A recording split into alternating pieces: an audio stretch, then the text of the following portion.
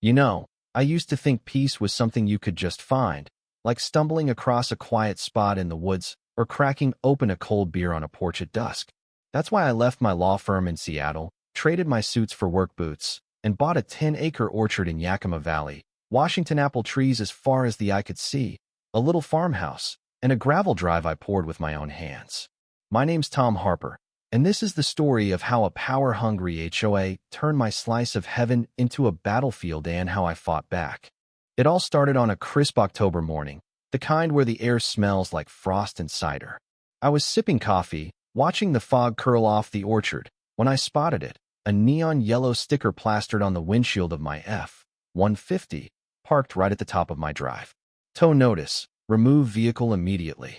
I just stood there, blinking, thinking maybe I'd had one too many beers the night before. My truck, on my land, is getting a tow notice?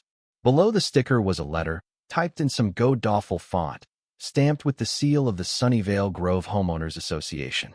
Mr. Harper, it read, your vehicle violates community aesthetic standards, Section 3.1c. No oversized vehicles may be parked in public view. Signed, Deborah Mitchell, HOA President, full-time busybody. I laugh and can't help it. My property wasn't part of Sunnyvale Grove. Never had been. When I bought this place, I made damn sure of it. Even had the title deed double-checked to keep nosy neighbors at bay. The HOA's jurisdiction started a quarter-mile down the hill, where their cookie-cutter houses sat with their manicured lawns and yoga moms. But here, this was my land, every inch of it, and I wasn't about to let some clipboard queen tell me where I could park my truck. I fired off an email by noon, attached a scan of my deed, a county plat map, and a polite but firm note. Ms. Mitchell, my property is private, not under Sunnyvale Grove's rules. Please review the attached and refrain from further contact, as it may constitute harassment. I CC'd the county clerk for good measure old lawyer habits die hard. Figured that'd be the end of it. I was wrong. 2 days later, I'm eating a turkey sandwich, glancing out my window, when I see a tow truck backing up my drive, my F-150 already hooked. I bolted outside, barefoot, waving my sandwich like a lunatic. Hey, what the hell are you doing? The driver, some kid who looked like he'd rather be anywhere else, mumbled. Got an order to tow, sir. I asked for the paperwork. He didn't have it, just a phone call from the HOA. I took a deep breath, leaned in close, and said, son, if you move that truck 1 inch, I'll sue you, your boss, and the company that made your tow hook for trespassing and theft. I'm not bluffing, and I've got a lawyer on speed dial. He unhooked it faster than you can say lawsuit. That night, I sent another email, less polite this time, and started wondering what kind of game these people were playing. Then came the flyers. Bright red, taped to my mailbox, my fence, even posted online. Urgent community alert. Unsafe vehicle poses hazard to children. They'd photoshopped a grainy picture of my truck, made it look like it was blocking a highway. The caption called my drive a public safety risk during their events. Events? The only event I'd ever allowed was a spring picnic on my lower field last year, and that was because a neighbor dropped off a basket of brownies and guilt-tripped me into it. Now they were acting like my land was their park. Things got weirder. One night, I heard voices near my field, the one I'd let them use for bake sales and farmers markets because I was trying to be neighborly. I grabbed a flashlight and found Deborah herself, clipboard in hand, with 3 HOA board members and a survey wheel, measuring my grass like they owned it. I cleared my throat. Evening, folks. Care to explain why you're on my property? Deborah didn't even flinch. We're assessing the safety perimeter, Tom. Your truck's causing visibility issues for our fire lane. I snorted. There's no fire lane here, Deborah, and you know it. She smiled, all teeth, and said, we're petitioning the county to fix that. I just stared, realizing these weren't amateurs, they were delusional. By Friday, a change.org petition popped up, protect our community's shared access path. They'd posted photos of their picnics on my field, cropped to make it look like a public green, and called me a new threat to neighborhood unity. 6 signatures showed up in my mailbox, demanding I return the event space to the community. That was it. I was done playing nice. Monday morning, I called a contractor and had a 12-foot steel gate installed across my drive, complete with a keypad and a sign, private property. No trespassing. I cut the power line I'd let them tap for their sound systems years ago, sorry. No more free juice for your karaoke nights. Then I sent a formal notice. All events on my property are prohibited. Further attempts will be prosecuted. I thought that'd shut them up. Nope.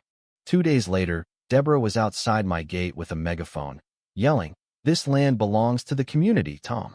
You're stealing what's ours." I watched from my porch, sipping a glass of cider, wondering if she'd brought her popcorn for this circus. But then she said something that hit me like a brick. "He's just squatting on land that's always been ours." That wasn't just noise. That was a threat to my ownership, and I wasn't about to let it slide. The real kicker came that Saturday. I was in town, picking up fertilizer, when my field manager, Jenny, called, frantic. "Tom, you gotta get back here. They're on your land, tents, food trucks, the works." I sped home, heart pounding, and there it was, my gate wide open, not broken, just unlocked, like someone had cracked the keypad. Across my field, where my apple trees met the open grass, were party tents, bounce houses, a DJ booth, and a burger truck idling like it was a county fair.